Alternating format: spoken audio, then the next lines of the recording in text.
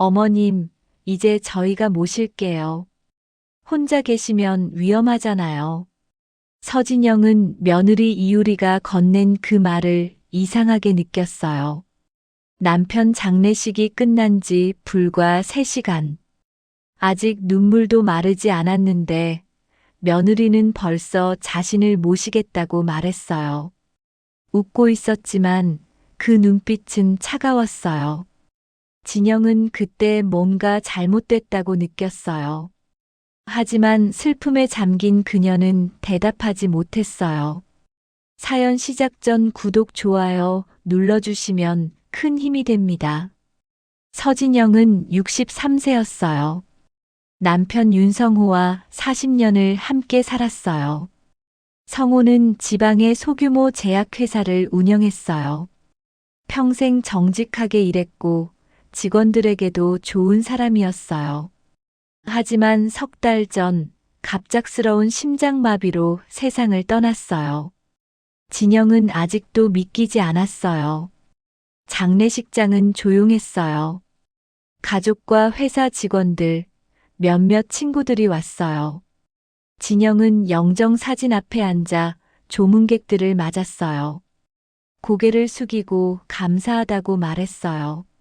하지만 마음은 텅 비어 있었어요. 장남 윤태우는 조문객들을 응대했어요. 그는 40세로 IT 기업의 재무이사였어요. 침착했고 예의 바랐어요. 옆에는 그의 아내 이유리가 서 있었어요. 이유리는 35이었어요. 헬스케어 마케터로 일했어요. 외모도 좋고 말도 잘했어요. 하지만 진영은 늘 그녀가 불편했어요. 미소가 진심으로 보이지 않았거든요. 특히 돈 이야기를 할 때면 유리의 눈빛이 달라졌어요. 장례식이 끝난 저녁, 변호사가 찾아왔어요. 진영의 집으로요. 변호사는 50대 중반의 남자였어요. 그는 서류 가방을 들고 있었어요. 사모님, 고인께서 남기신 유언장과 재산 목록을 전달하러 왔습니다. 진영은 거실 소파에 앉았어요. 태훈과 유리도 함께 앉았어요. 둘째 아들 재우는 일 때문에 오지 못했어요. 변호사는 서류를 펼쳤어요. 먼저 유언장부터 읽겠습니다. 유언장은 간단했어요. 남편은 모든 재산을 진영에게 상속한다고 적어놨어요. 회사 주식, 부동산, 현금 자산, 모든 것. 변호사가 설명했어요. 주식 가치는 약 30억 원, 부동산은 15억 원, 현금 자산은 5억 원입니다. 총 50억 원 정도 됩니다. 진영의 머릿속이 하얘졌어요. 50억? 남편이 그렇게 큰 재산을 남겼다고요? 그녀는 몰랐어요.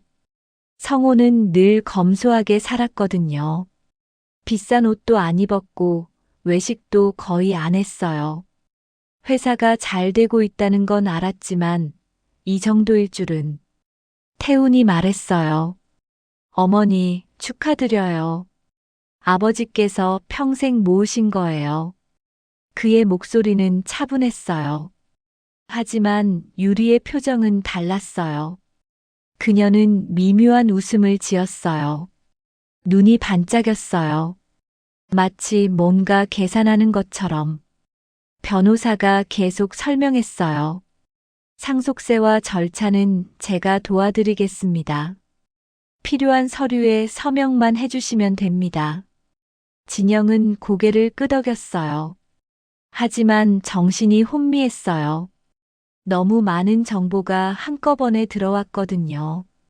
변호사가 떠난 후 진영은 혼자 남았어요. 태훈과 유리도 집으로 돌아갔어요. 진영은 남편의 서재로 갔어요. 그곳에는 남편의 흔적이 가득했어요. 책상, 책장, 그리고 오래된 서류함. 진영은 서류함을 열었어요. 안에는 회사 서류들과 통장, 그리고 몇 장의 편지가 있었어요. 편지는 남편의 손글씨였어요. 진영은 편지를 펼쳤어요. 진영아, 이 편지를 읽고 있다면 나는 이미 세상에 없을 거야. 미안해. 갑자기 떠나서. 하지만 내게 꼭 전하고 싶은 말이 있어.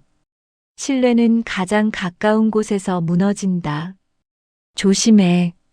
특히 돈 문제에서는 아무도 믿지 마. 사랑해, 진영아. 진영은 편지를 읽으며 눈물이 났어요. 남편이 왜 이런 말을 남겼을까요? 누구를 조심하라는 걸까요? 그녀는 혼란스러웠어요. 다음 날 아침 유리가 집에 찾아왔어요. 손에는 과일 바구니를 들고 있었어요. 어머님, 안녕하세요. 혼자 계시면 외로우실 것 같아서 왔어요. 진영은 반갑게 맞았어요. 고마워, 유리야. 들어와. 두 사람은 거실에 앉았어요. 유리가 말했어요. 어머님, 어제 변호사님 말씀 들으셨죠? 재산이 정말 많으시네요. 진영은 고개를 끄덕였어요. 응, 나도 놀랐어. 남편이 그렇게 모아놨을 줄은. 유리는 미소를 지으며 말했어요. 어머님, 이제 혼자 관리하시기 힘드실 거예요. 저희가 도와드릴게요. 태훈이가 재무 쪽 전문가니까 투자도 잘할 수 있어요. 진영은 뭔가 이상했어요. 왜 유리가 재산 이야기를 먼저 꺼내는 걸까요? 아직은 생각이 정리가 안 돼서 좀 더 시간을 줘. 진영의 대답에 유리의 표정이 순간 굳었어요. 하지만 곧 다시 웃으며 말했어요. 물론이죠, 어머님. 천천히 생각하세요. 유리가 돌아간 후 진영은 불안했어요. 남편의 편지가 자꾸 떠올랐어요. 신뢰는 가장 가까운 곳에서 무너진다. 혹시 남편이 유리를 말한 걸까요? 아니면 태훈? 진영은 고개를 저었어요. 아니야, 내 아들이 날 해칠 리 없어. 며칠이 지났어요. 유리는 거의 매일 찾아왔어요. 청소를 도와주고 장도 봐주고 저녁도 같이 먹었어요. 진영은 고마웠어요. 하지만 동시에 부담스러웠어요. 왜 이렇게까지 하는 걸까요? 어느 날 저녁 유리가 서류를 들고 왔어요. 어머님, 이거 좀 보세요. 회사 주식 관련 서류인데 여기 서명만 해주시면 저희가 관리해 드릴 수 있어요. 진영은 서류를 받아봤어요. 복잡한 법률 용어들이 가득했어요. 잘 이해되지 않았어요. 이게 뭔지 잘 모르겠는데? 진영이 물었어요. 유리가 설명했어요. 이건 주식 관리 위임장이에요. 어머님 대신 태훈이가 주식을 관리할 수 있게 하는 거예요. 어머님 혼자 하시기 힘드시잖아요. 진영은 망설였어요. 뭔가 찝찝했어요. 나중에 생각해 볼게. 유리의 얼굴이 또 굳었어요. 어머님, 빨리 하시는 게 좋아요. 주식 시장이 계속 변하니까요. 진영은 단호하게 말했어요. 아직은 안 할래. 좀 더 알아보고 싶어. 유리는 입술을 깨물었어요. 하지만 억지로 웃으며 말했어요. 알겠어요, 어머님. 천천히 생각하세요. 그날 밤 진영은 잠을 이룰 수 없었어요. 남편의 편지가 계속 머릿속을 맴돌았어요. 그리고 유리의 태도도 신경 쓰였어요. 왜 그렇게 서두르는 걸까요? 진영은 결심했어요. 둘째 아들 재훈에게 전화해야겠다고. 재훈은 33이었어요. 약사로 일하고 있었어요. 조용하고 신중한 성격이었어요. 진영은 그를 믿었어요. 다음 날 아침 진영은 재훈에게 전화를 걸었어요. 재훈아, 엄마야. 시간 있을 때 집에 좀 와줄래? 상의할 게 있어서. 재우는 곧바로 대답했어요. 네, 엄마. 오늘 저녁에 갈게요. 진영은 안도했어요. 재훈이라면 도와줄 수 있을 거예요. 저녁에 재훈이 왔어요. 그는 엄마를 꽉 안아줬어요. 엄마, 괜찮으세요? 진영은 눈물이 났어요. 응, 괜찮아. 그런데 내게 보여줄 게 있어. 진영은 남편의 편지를 보여줬어요. 재우는 편지를 읽고 표정이 굳었어요. 엄마, 아버지가 왜 이런 말을 남기셨을까요? 진영이 말했어요. 나도 몰라. 하지만 요즘 유리가 자꾸 재산 이야기를 하더라. 주식 관리 위임하라고도 하고. 재우는 심각한 표정을 지었어요. 엄마, 절대 서명하지 마세요. 제가 알아볼게요. 진영은 고개를 끄덕였어요. 재훈의 말에 안심이 됐어요. 하지만 동시에 불안도 커졌어요. 정말 유리가 뭔가 꾸미고 있는 걸까요? 진영은 남편의 마지막 말을 떠올렸어요. 신뢰는 가장 가까운 곳에서 무너진다. 이제 그 의미가 조금씩 이해되기 시작했어요. 며칠 후, 이유리는 다시 진영의 집을 찾았어요. 이번에는 작은 보온병을 들고 있었어요. 어머님, 제가 집에서 특별히 만든 허브티예요. 몸에 정말 좋아요. 마셔보세요. 진영은 보온병을 받았어요. 고마워, 유리야. 내가 뭐가 그리 걱정이니? 유리는 환하게 웃었어요. 어머님, 요즘 많이 피곤해 보이세요. 이거 드시면 기운 나실 거예요. 라벤더랑 캐모마일, 그리고 특별한 허브를 섞었어요. 진영은 잔에 차를 따랐어요. 향이 좋았어요. 한 모금 마셨어요. 맛도 괜찮았어요. 맛있네. 고마워. 유리는 만족스러운 표정을 지었어요. 매일 드세요. 제가 일주일에 두세 번은 새로 만들어 올게요. 그날 오후 진영은 이상한 증상을 느꼈어요. 머리가 무겁고 어지러웠어요. 눈앞이 흐려졌어요. 소파에 앉아 쉬었지만 나아지지 않았어요. 두통도 왔어요. 심했어요. 진영은 진통제를 먹고 누웠어요. 다음 날 아침 증상은 사라졌어요. 진영은 단순한 피로라고 생각했어요. 하지만 이틀 후 유리가 다시 허브티를 가져왔어요. 어머님, 새로 만들었어요. 이번엔 페퍼민트도 넣었어요. 진영은 또 마셨어요. 그리고 그날 오후 같은 증상이 왔어요. 두통, 어지럼증, 그리고 이번엔 메스꺼움까지. 진영은 걱정이 됐어요. 병원에 가기로 했어요. 다음 날 아침 그녀는 동네 병원을 찾았어요. 의사는 혈압을 재고 간단한 검사를 했어요. 특별한 이상은 없어 보입니다. 피로가 쌓인 것 같네요. 충분히 쉬세요. 진영은 집으로 돌아왔어요. 하지만 마음이 개운하지 않았어요.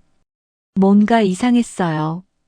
증상이 허브티를 마신 후에만 나타났거든요. 하지만 설마 유리가 뭔가 탔을 리 없잖아요. 진영은 자신을 타이르며 차를 계속 마셨어요. 일주일이 지났어요. 유리는 정말 일주일에 3번씩 왔어요. 매번 새 허브티를 들고요.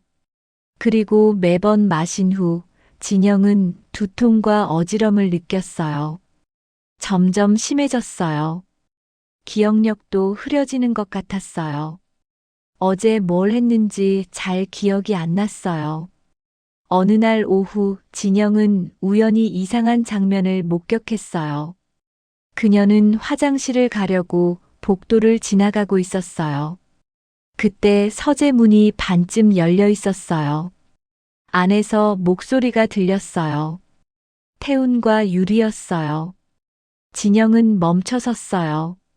두 사람은 서재 책상 앞에 앉아 있었어요. 서류들을 펼쳐놓고 뭔가 확인하고 있었어요. 진영은 조심스럽게 문틈으로 들여다봤어요. 여보, 이게 어머니 통장 내역이야. 현금이 5억 원이나 있네. 태훈의 목소리였어요. 유리가 대답했어요. 주식도 30억이고 빨리 관리 권한을 넘겨받아야 해. 어머니 혼자 두면 나중에 복잡해질 수 있어. 진영의 심장이 쿵 내려앉았어요. 그들이 자신의 재산 서류를 보고 있었어요. 허락도 없이. 태훈이 다시 말했어요. 엄마가 아직 서명을 안 하셔. 자꾸 미루시더라고. 유리가 짜증스럽게 말했어요. 빨리 설득해야 해요. 시간이 지나면 어머니가 다른 생각을 하실 수도 있잖아요. 혹시 재훈이한테 상속하시려고 할 수도 있고. 진영은 숨이 막혔어요. 그들은 자신의 재산을 노리고 있었어요. 그것도 자신이 살아있는데. 진영은 조용히 물러섰어요. 화장실도 가지 않고 침실로 돌아왔어요. 침대에 앉아 떨리는 손으로 휴대폰을 꺼냈어요. 재훈에게 문자를 보냈어요. 재훈아, 급한 일이야. 오늘 저녁에 꼭 와줘. 아무한테도 말하지 말고. 재훈은 곧바로 답장을 보냈어요. 알겠어요, 엄마. 6시에 갈게요. 진영은 안도했어요. 하지만 동시에 두려웠어요. 큰아들이 자신을 배신하다니. 며느리와 함께. 저녁 6시 재훈이 도착했어요. 진영은 그를 침실로 데려갔어요. 문을 닫고 작은 목소리로 말했어요. 재훈아, 오늘 오후에 내가 본 걸 말해줄게. 진영은 서재에서 본 장면을 설명했어요. 재훈의 얼굴이 점점 굳어졌어요. 형이 그랬다고요? 엄마 허락도 없이 서류를 봤다고요? 진영은 고개를 끄덕였어요. 그것뿐이 아니야. 유리가 매일 가져오는 허브티, 그거 마신 후에 내가 계속 아팠어. 재훈은 놀란 표정을 지었어요. 무슨 증상이었는데요? 진영이 설명했어요. 두통, 어지럼증, 메스꺼움. 그리고 기억력도 흐려지는 것 같아. 어제 일이 잘 생각이 안 나. 재훈은 심각한 표정이 됐어요. 엄마, 그 차 아직 남은 거 있어요? 진영은 부엌을 가리켰어요. 보온병에 있어. 재훈은 재빨리 부엌으로 갔어요. 보온병을 열어 냄새를 맡았어요. 그리고 작은 병에 차를 조금 따랐어요. 제가 이거 약국에서 분석해 볼게요. 성분이 뭔지 확인해야 해요. 재훈의 목소리는 단호했어요. 진영은 걱정이 됐어요. 설마 유리가 뭔가 탔을까? 재훈은 대답하지 않았어요. 하지만 그의 표정이 모든 걸 말해줬어요. 다음 날 재훈은 차 샘플을 가지고 지인이 운영하는 검사기관에 갔어요. 이거 성분 분석 좀 해주세요. 급해요. 지인은 알겠다고 하며 샘플을 받았어요. 결과는 이틀 후에 나온다고 했어요. 그 이틀 동안 재훈은 또 다른 일을 했어요. 그는 작은 카메라 여러 개를 샀어요. 초소형 카메라였어요. 그는 엄마 집을 찾아가 카메라를 설치했어요. 거실 책장 뒤, 서재 선반 사이, 부엌 찬장 위. 모든 카메라는 눈에 띄지 않게 숨겨졌어요. 엄마, 이제 모든 게 녹화될 거예요. 유리가 뭘 하는지 다 잡힐 거예요. 진영은 불안했어요. 그런데 이게 불법 아니니? 재훈은 고개를 저었어요. 엄마 집에 엄마 허락받고 설치하는 거예요. 문제 없어요. 그리고 이건 엄마를 지키기 위한 거예요. 이틀 후 검사 결과가 나왔어요. 재우는 급히 엄마 집으로 달려갔어요. 그는 결과지를 들고 있었어요. 엄마, 큰일이에요. 차에서 이상한 성분이 나왔어요. 진영은 결과지를 받아봤어요. 하지만 전문 용어들이 가득해서 이해하기 어려웠어요. 재훈이 설명했어요. 졸피뎀이라는 성분이에요. 수면 유도제예요. 장기간 복용하면 기억력 저하, 판단력 저하가 와요. 심하면 의식도 흐려져요. 진영은 손이 떨렸어요. 그럼 유리가 일부러 탄 거야? 재우는 고개를 끄덕였어요. 그렇게밖에 설명이 안 돼요. 허브티에 수면제가 들어갈 이유가 없어요. 진영은 주저앉았어요.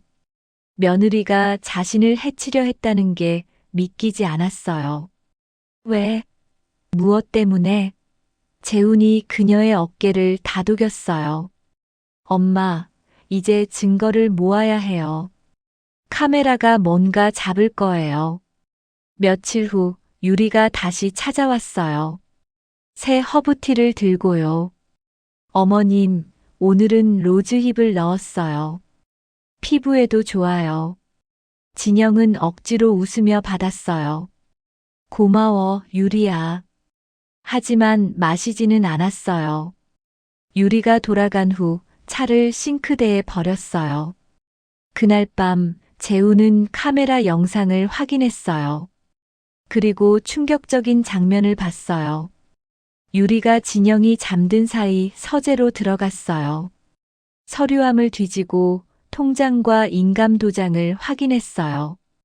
그리고 부엌으로 가서 찬장에서 티백을 꺼냈어요. 작은 봉지를 꺼내 흰색 가루를 티백에 섞었어요. 그리고 보온병에 차를 다시 담았어요. 재우는 영상을 보며 분노했어요. 이건 명백한 범죄였어요. 그는 즉시 엄마에게 영상을 보여줬어요. 진영은 울었어요. 어떻게 이럴 수가. 재우는 그녀를 안아줬어요. 이제 경찰에 신고해야 해요, 엄마. 더 이상 참을 수 없어요. 진영은 고개를 끄덕였어요. 하지만 한 가지가 걱정이었어요. 태훈이는 알고 있을까? 재우는 입술을 깨물었어요. 모르겠어요. 하지만 형도 엄마 서류를 몰래 본 건 사실이에요. 최소한 공범이거나 아니면 방조한 거예요. 진영은 마음이 찢어지는 것 같았어요.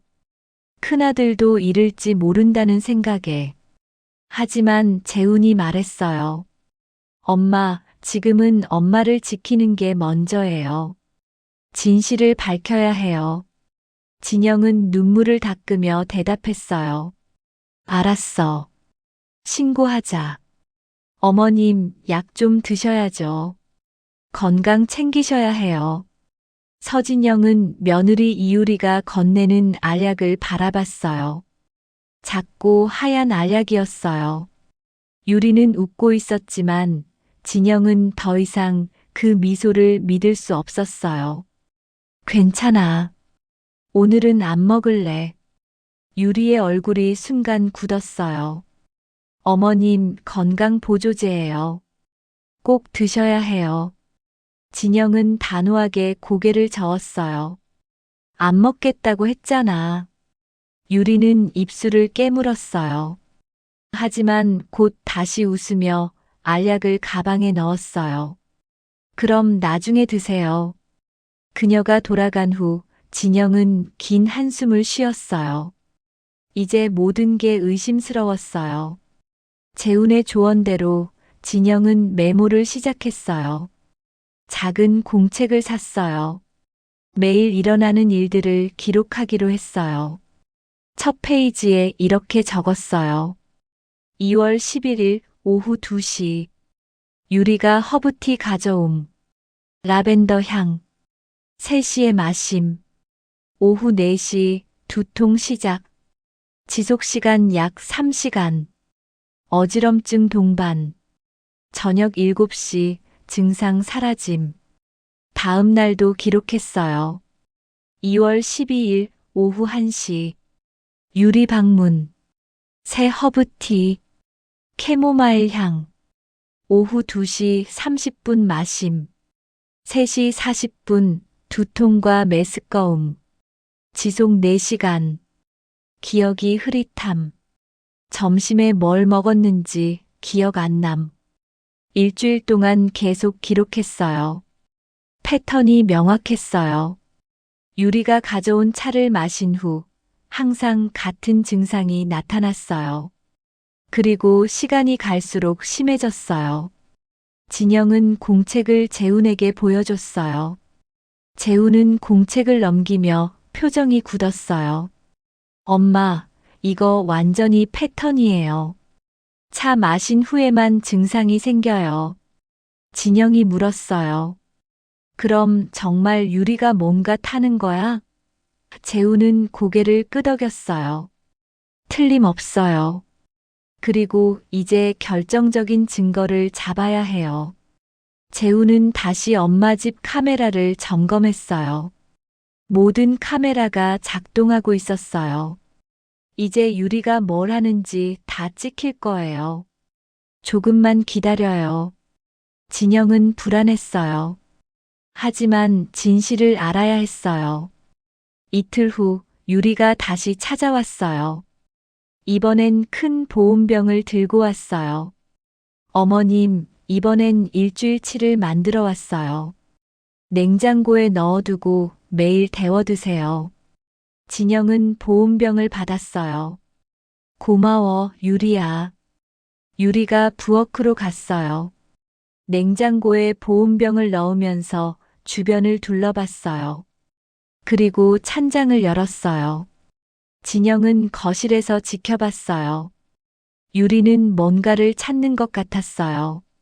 찬장 안을 뒤지고 서랍도 열어봤어요. 뭘 찾아? 진영이 물었어요. 유리는 깜짝 놀라며 돌아섰어요. 아, 어머님. 설탕 찾고 있었어요. 진영은 의심스러웠어요. 설탕은 그 찬장에 없어. 식탁 위에 있어. 유리는 어색하게 웃으며 말했어요. 아, 그렇구나. 제가 깜빡했네요. 유리가 돌아간 후 재훈이 급히 집에 왔어요. 엄마, 영상 확인했어요. 유리가 뭔가 하더라고요. 그는 노트북을 열어 영상을 재생했어요. 화면에는 유리가 부엌에서 찬장을 뒤지는 모습이 나왔어요. 그녀는 티백 상자를 꺼냈어요. 그리고 작은 비닐봉지를 꺼내 흰 가루를 티백에 부었어요. 진영은 숨이 막혔어요. 명백한 증거였어요. 재훈이 말했어요. 이제 확실해요. 유리가 일부러 약을 타고 있어요. 진영은 떨렸어요. 이걸 경찰에 보여줘야겠지? 재훈은 고개를 끄덕였어요. 네. 하지만 그 전에 한 가지 더 해야 할 게 있어요. 뭔데? 진영이 물었어요. 재훈이 설명했어요. 직접 대면해야 해요. 유리가 다시 차를 가져오면 엄마가 마시는 척 하다가 물어보는 거예요. 왜 이러냐고. 그 반응도 녹화할 거예요. 진영은 두려웠어요. 그런데 위험하지 않을까? 재훈이 안심시켰어요. 제가 옆방에 숨어 있을게요. 위험하면 바로 나갈게요. 그리고 경찰에도 미리 연락해 둘게요. 대기하고 있으라고요. 며칠 후 유리가 또 방문했어요. 새 허브티를 들고요. 어머님, 오늘은 로즈힙이에요. 피부에 정말 좋아요. 진영은 억지로 웃으며 받았어요. 고마워, 유리야. 지금 마실게. 진영은 주방으로 가서 차를 잔에 따랐어요. 유리는 거실 소파에 앉아 기다렸어요. 진영은 잔을 들고 거실로 돌아왔어요. 하지만 마시지 않았어요. 대신 탁자에 내려놓았어요. 유리야, 너한테 물어볼 게 있어. 진영의 목소리는 차갑게 변했어요. 유리는 의아한 표정을 지었어요. 네, 어머님. 뭐가 궁금하세요? 진영은 그녀를 똑바로 바라봤어요. 이 차에 뭘 넣은 거야? 유리의 얼굴이 굳었어요. 무슨 말씀이세요? 허브만 넣었어요. 진영은 공책을 꺼냈어요. 나 기록했어. 내가 차 가져올 때마다 내가 아팠어. 두통, 어지럼증, 기억력 저하. 전부 이 차 마신 후에 생겼어. 유리는 당황한 표정을 지었어요. 어머님, 그건 그냥 우연이에요. 어머님이 원래 피곤하셨던 거예요. 진영은 고개를 저었어요. 아니야. 재훈이가 성분 분석했어. 수면제가 들어있더라. 졸피뎀이라고. 유리의 얼굴이 창백해졌어요. 그건, 그녀는 말을 잇지 못했어요. 진영은 계속 물었어요. 왜 그랬어? 왜 나한테 그런 짓을 한 거야? 유리는 잠시 침묵했어요. 그리고 갑자기 태도가 변했어요. 차갑게 웃으며 말했어요. 알고 싶으세요? 돈 때문이에요. 어머님 재산 때문이에요. 진영은 숨이 막혔어요. 유리가 계속 말했어요. 어머님이 정신이 흐려지면 서류에 서명하기 쉬워지잖아요. 그럼 태훈이가 재산을 관리할 수 있고 나중에는 우리 것이 되는 거죠. 진영은 믿을 수 없었어요. 태훈이도 알고 있어? 유리는 웃었어요. 물론이죠. 우리 둘이 함께 계획한 거예요. 어머님 오래 사시면 재산 쓰시잖아요. 차라리 우리가 관리하는 게 나아요. 진영의 눈에서 눈물이 흘렸어요. 큰아들까지 배신했다는 사실이 너무 아팠어요. 그때 재훈이 옆방에서 나왔어요. 손에는 휴대폰을 들고 있었어요. 다 녹음됐어요. 유리는 깜짝 놀라 일어섰어요. 너 언제부터 거기 있었어? 재훈은 차갑게 대답했어요. 처음부터요. 형수님이 한 말 전부 녹음됐어요. 그리고 경찰도 이미 와 있어요. 그 순간 초인종이 울렸어요. 재훈이 문을 열자 경찰관 2명이 들어왔어요. 이유리 씨 맞습니까? 경찰관이 물었어요. 유리는 뒤로 물러섰어요. 잠깐만요. 이건 오해예요. 경찰관은 고개를 저었어요. 피해자 진술과 증거 영상, 그리고 녹음 파일이 있습니다. 동행하시죠. 유리는 비명을 질렀어요. 안 돼. 이건 계획이 아니었어요. 태훈이가 시킨 거예요. 경찰관이 수갑을 채웠어요. 그 부분은 조사 과정에서 밝혀질 겁니다. 유리가 끌려나가면서 소리쳤어요. 어머님, 저 살려주세요. 제발요. 하지만 진영은 고개를 돌렸어요. 더 이상 들어주고 싶지 않았어요. 경찰이 떠난 후 진영은 주저앉았어요. 재훈이 그녀를 부축했어요. 엄마, 괜찮으세요? 진영은 울었어요. 태훈이도 잡아가야 하는 거니? 재훈은 고개를 끄덕였어요. 형도 공범이에요. 경찰이 곧 형한테도 연락할 거예요. 진영은 가슴이 찢어지는 것 같았어요. 큰아들을 잃는다는 게 너무 아팠어요. 하지만 동시에 분노도 느꼈어요. 어떻게 친어머니에게 이럴 수 있는지. 재훈이 말했어요. 엄마, 이제 끝났어요. 더 이상 아프지 않으실 거예요. 진영은 눈물을 닦았어요. 고마워, 재훈아. 내가 아니었으면. 재훈은 엄마를 꽉 안아줬어요. 당연한 거예요, 엄마.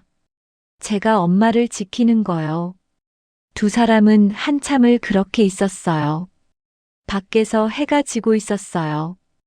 긴 하루가 끝나고 있었어요. 다음 날 아침 윤재우는 어머니 집 현관문을 열었어요. 손에는 성분 분석 결과지와 USB가 들어있는 봉투를 들고 있었어요. 엄마, 나야. 그의 목소리는 긴장되어 있었어요. 진영은 거실 소파에 앉아 있었어요. 밤새 잠을 못 잔 얼굴이었어요. 눈이 붓고 안색이 창백했어요. 재우는 엄마 옆에 앉았어요. 엄마, 결과가 나왔어요. 재우는 봉투를 열었어요. 먼저 서류를 꺼냈어요. 이게 차성분 분석 결과예요. 진영은 서류를 받아들었어요. 복잡한 화학식과 수치들이 빼곡했어요. 재훈이 손가락으로 한 줄을 가리켰어요. 여기 보세요. 졸피뎀 5mg 검출. 이건 수면 유도제예요. 진영의 손이 떨렸어요. 수면제? 그게 뭐 하는 약인데? 재훈이 설명했어요. 불면증 치료제로 쓰이는 약이에요. 하지만 장기간 복용하면 부작용이 커요. 기억력 장애, 판단력 저하, 심하면 의식 혼미 상태까지 갈 수 있어요. 진영은 숨이 막혔어요. 그럼 내가 그동안 느낀 증상들이. 재우는 고개를 끄덕였어요. 전부 이 약 때문이에요. 두통, 어지럼증, 기억력 저하. 모두 졸피뎀 부작용이에요. 그리고 그는 잠시 망설였어요. 더 무서운 건 이게 계속되면 엄마가 스스로 판단하지 못하게 돼요. 그럼 서류에 서명하는 것도 쉬워지죠. 진영은 온몸이 떨렸어요. 그러니까 유리가 날 조종하려고 한 거야? 재우는 분노를 참으며 대답했어요. 네.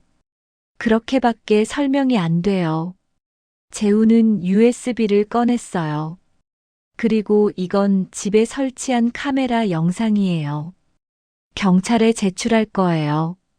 그는 노트북을 열고 USB를 꽂았어요. 영상이 재생됐어요. 첫 번째 영상은 사흘 전 밤이었어요. 시각은 새벽 2시. 진영의 침실 문이 조용히 열렸어요. 유리가 들어왔어요. 그녀는 손전등을 켜고 주변을 살폈어요. 진영은 침대에서 깊이 잠들어 있었어요. 유리는 서재로 향했어요. 서재에서 유리는 서류함을 열었어요. 안에서 통장과 인감 도장을 꺼냈어요. 휴대폰으로 사진을 찍었어요. 통장 번호, 잔액, 인감 모양. 모든 것을 기록했어요. 그리고 다시 제자리에 놓고 나왔어요. 진영은 영상을 보며 몸서리쳤어요. 저 시간에 내 방에 들어왔다고? 나도 몰랐어. 재훈이 말했어요. 수면제 때문에 깊이 잠드신 거예요. 유리가 그걸 노린 거죠. 두 번째 영상이 재생됐어요. 이틀 전 오후였어요. 유리가 부엌에 있었어요. 그녀는 주변을 둘러보고 찬장을 열었어요. 티백 상자를 꺼냈어요. 그리고 핸드백에서 작은 비닐봉지를 꺼냈어요. 흰색 가루가 들어있었어요. 유리는 티백 하나를 꺼내 조심스럽게 열었어요. 안에 가루를 부었어요. 그리고 다시 밀봉했어요. 보온병에 뜨거운 물을 붓고 티백을 넣었어요. 몇 분 기다린 후 티백을 꺼내고 뚜껑을 닫았어요. 모든 동작이 능숙했어요. 여러 번 해본 것처럼. 진영은 눈물이 났어요. 어떻게 어떻게 이럴 수가. 재우는 엄마의 손을 잡았어요. 이제 증거가 확실해요. 경찰도 이걸 보면 바로 체포할 수 있어요.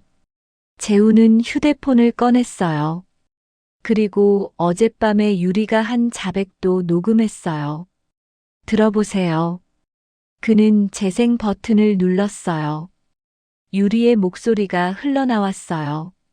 알고 싶으세요? 돈 때문이에요. 어머님 재산 때문이에요. 어머님이 정신이 흐려지면 서류에 서명하기 쉬워지잖아요. 진영은 다시 그 말을 들으며 가슴이 아팠어요. 재훈이 녹음을 멈췄어요. 이것만 있어도 충분해요. 형수는 끝났어요. 그때 초인종이 울렸어요. 진영은 깜짝 놀랐어요. 누구지? 재훈이 일어나 문을 열었어요. 태훈이 서 있었어요. 그의 얼굴은 창백했어요. 재훈아, 엄마. 태훈이 안으로 들어왔어요. 그는 진영을 보며 무릎을 꿇었어요. 엄마, 미안해요. 정말 미안해요. 진영은 차갑게 그를 바라봤어요. 너도 알고 있었구나. 유리가 뭘 하는지. 태우는 고개를 숙였어요. 처음엔 몰랐어요. 유리가 그냥 엄마를 돌본다고만 생각했어요. 근데 한 달 전에 알게 됐어요. 유리가 약을 타고 있다는 걸. 진영은 분노가 치밀었어요. 그럼 왜 막지 않았어? 왜 나한테 말하지 않았어? 태우는 눈물을 흘렸어요. 유리가 협박했어요. 같이 안 하면 이혼하고 회사에 내 비리를 알리겠다고. 저는 겁이 났어요. 회사에서 잘리고 이혼당하는 게. 재훈이 차갑게 말했어요. 그래서 엄마를 희생시키려고 한 거예요? 태우는 대답하지 못했어요. 진영이 떨리는 목소리로 물었어요. 서류함 뒤진 것도 너였어? 내 통장 내역 본 것도? 태우는 고개를 끄덕였어요. 네. 유리가 시켰어요. 재산이 얼마인지 확인하라고. 진영은 더 이상 참을 수 없었어요. 나가. 지금 당장 나가. 태우는 애원했어요. 엄마, 제발. 한 번만 용서해 주세요. 다시는 이런 일. 나가라고 했어. 진영의 목소리가 터졌어요. 태우는 놀라 일어섰어요. 재훈이 형의 팔을 잡았어요. 형, 나가요. 엄마가 원하지 않아요. 태우는 비틀거리며 문을 향했어요. 문을 나가기 전 뒤를 돌아봤어요. 엄마, 정말 미안해요. 문이 닫혔어요. 진영은 주저앉아 울었어요. 재훈이 옆에 앉아 그녀를 안아줬어요. 엄마, 울어요. 참지 마세요. 진영은 재훈의 품에서 한참을 울었어요. 배신감, 상실감, 그리고 분노가 뒤섞인 눈물이었어요. 1시간 후 경찰이 왔어요. 재훈이 제출한 증거들을 검토했어요. 성분 분석 결과, 영상, 녹음 파일. 경찰관이 말했어요. 충분한 증거입니다. 이유리 씨는 어제 구속됐고 윤태훈 씨도 참고인 조사를 받아야 합니다. 진영이 물었어요. 태훈이도 처벌받나요? 경찰관이 대답했어요. 공범 여부를 조사해야 합니다. 만약 사전에 알고 방조했다면 처벌받을 수 있습니다. 진영은 복잡한 심정이었어요. 큰아들도 감옥에 가는 걸까? 재훈이 말했어요. 엄마, 형은 형이 선택한 거예요. 엄마 잘못이 아니에요. 진영은 고개를 끄덕였어요. 알고 있었어요. 하지만 마음은 아팠어요. 며칠 후 유리의 휴대폰 기록이 공개됐어요. 그녀는 온라인에서 졸피뎀을 불법으로 구매했어요. 그리고 태훈과 주고받은 문자도 발견됐어요. 당신 엄마 서명 받았어? 아직이야. 좀 더 시간 줘. 빨리 해. 약 효과 떨어지기 전에. 그 문자들이 결정적 증거가 됐어요. 태훈도 공범으로 기소됐어요. 진영은 그 소식을 듣고 무너졌어요. 하지만 재훈이 곁에서 지켜줬어요. 엄마, 이제 진실이 밝혀졌어요. 슬프지만 이게 맞는 거예요. 재판 날짜가 잡혔어요. 한 달 후였어요. 진영은 그 한 달 동안 천천히 회복했어요. 약 기운이 빠지면서 머리도 맑아졌어요. 기억력도 돌아왔어요. 그리고 무엇보다 재훈이 곁에 있어서 든든했어요.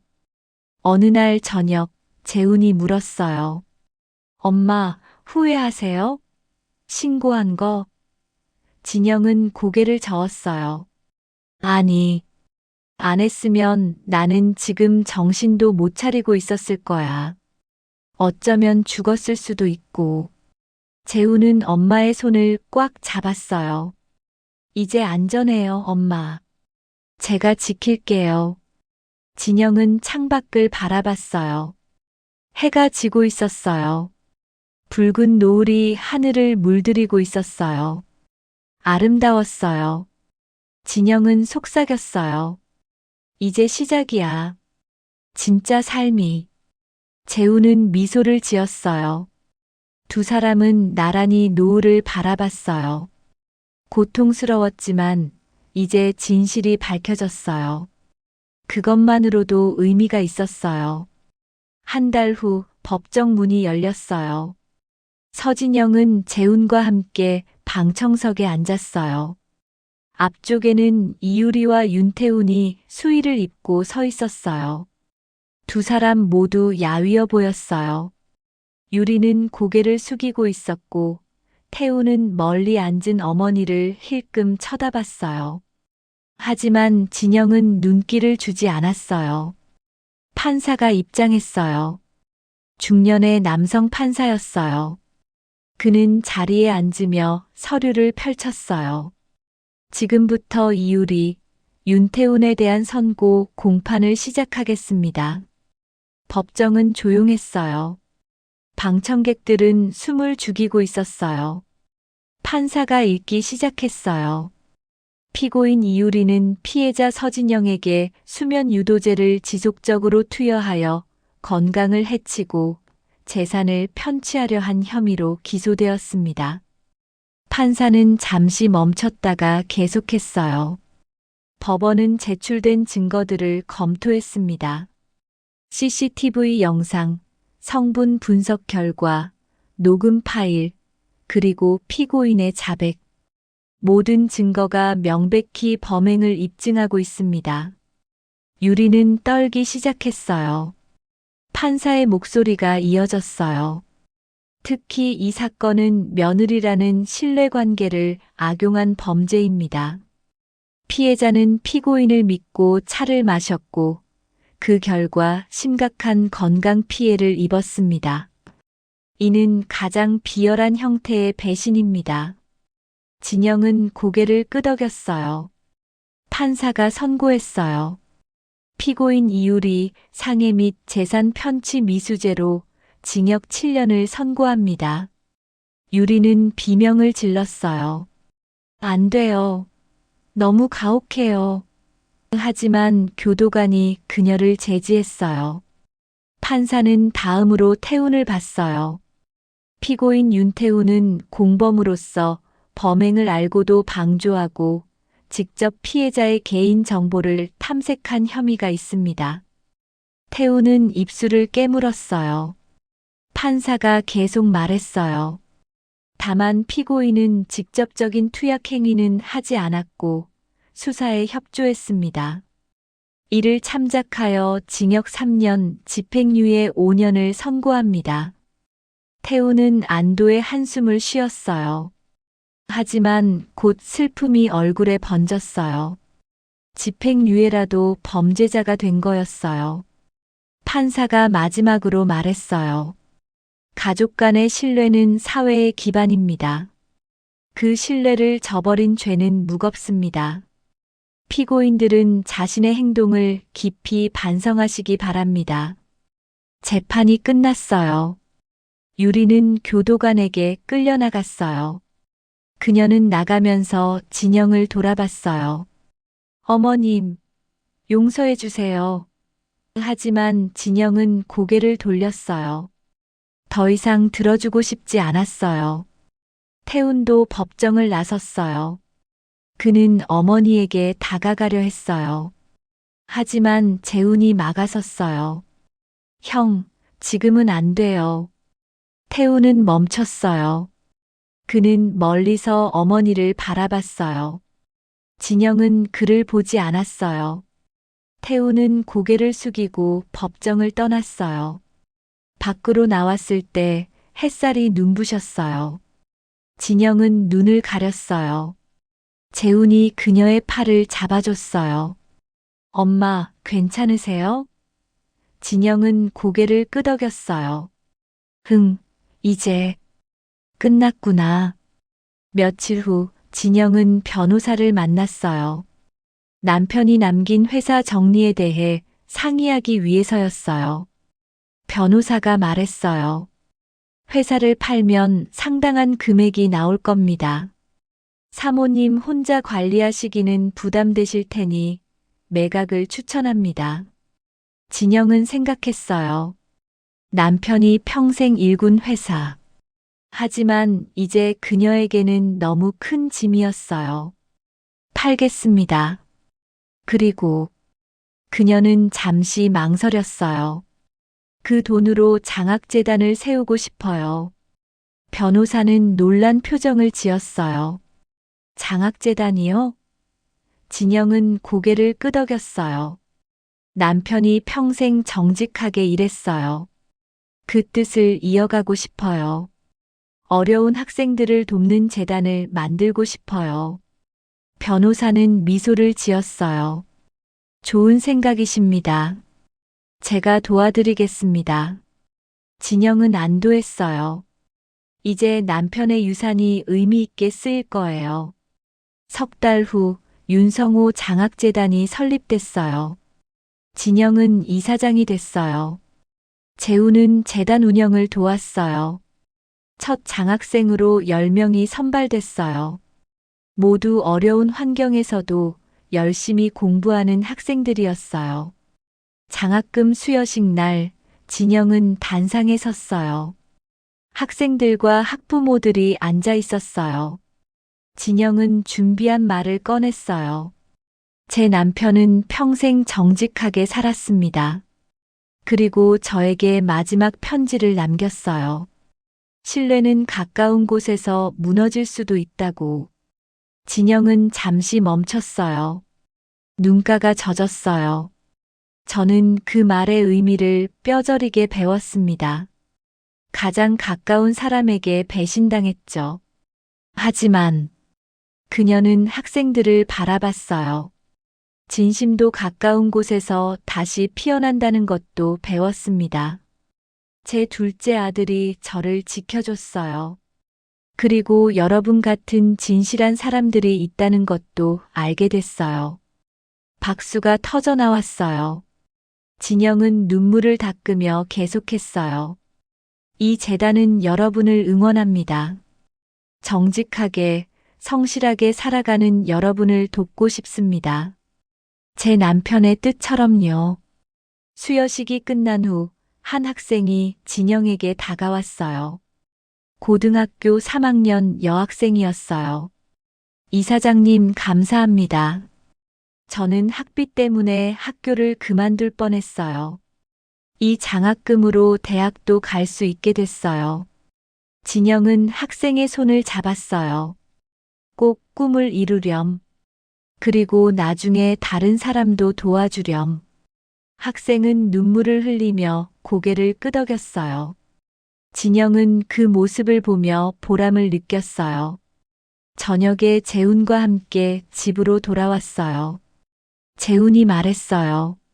엄마, 오늘 정말 멋있으셨어요. 진영은 웃었어요. 그래, 떨렸는데. 재훈이 차를 끓였어요. 두 사람은 거실에 앉아 차를 마셨어요. 엄마, 형한테서 편지 왔어요.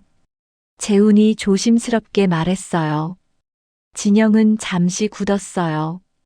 뭐라고 썼는데? 재훈이 편지를 꺼냈어요. 읽어보세요. 진영은 편지를 펼쳤어요. 태훈의 손글씨였어요.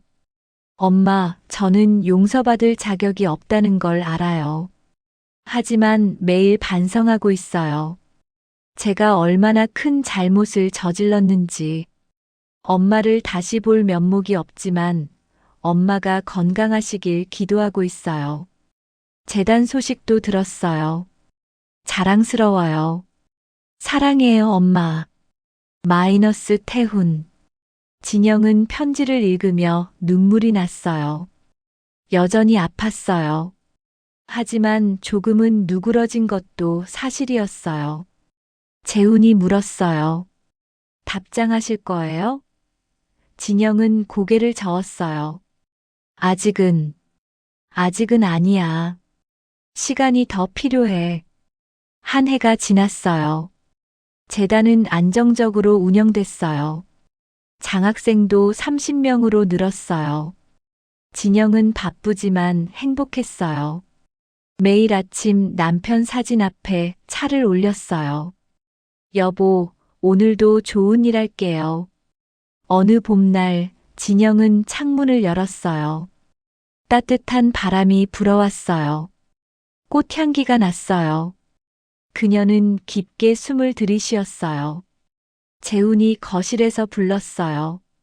엄마, 아침 식사 준비됐어요. 진영은 미소를 지으며 거실로 갔어요. 식탁에는 따뜻한 음식이 차려져 있었어요. 재훈이 직접 만든 음식이었어요. 두 사람은 마주 앉았어요. 밥을 먹으며 재훈이 말했어요. 엄마, 오늘 재단에 새 지원자가 또 왔대요. 진영은 고개를 끄덕였어요. 그래, 잘 됐다. 더 많은 아이들을 도울 수 있겠네. 재훈이 웃었어요. 엄마가 행복해 보여서 저도 좋아요. 진영은 아들의 손을 잡았어요. 고마워, 재훈아. 내가 있어서 내가 다시 일어설 수 있었어. 식사를 마치고 진영은 서재로 갔어요. 남편의 편지가 액자에 걸려 있었어요. 그녀는 편지를 읽었어요. 신뢰는 가장 가까운 곳에서 무너진다. 진영은 속삭였어요. 맞아요, 여보. 하지만 진심도 가까운 곳에서 다시 피어나요. 당신이 남긴 사랑이 계속되고 있어요. 그녀는 창밖을 바라봤어요. 햇살이 눈부셨어요. 새들이 지저귀고 있었어요. 새로운 하루가 시작됐어요. 진영은 미소를 지었어요. 이제는 두려움 대신 증거로, 원망 대신 믿음으로 살아갈 거예요. 그녀는 가방을 챙겼어요. 오늘도 재단에 가야 했어요. 학생들이 기다리고 있었어요. 재훈이 현관에서 신발을 신고 있었어요. 같이 가요, 엄마. 두 사람은 함께 집을 나섰어요. 아침 햇살 속으로, 새로운 삶 속으로. 진영은 더 이상 두렵지 않았어요. 진실이 그녀를 자유롭게 했으니까요. 제시도형. 제 사연이 마음에 와닿으셨다면 제 이야기를 주변에 알려주시고 힘낼 수 있도록 댓글과 좋아요, 구독 부탁드립니다.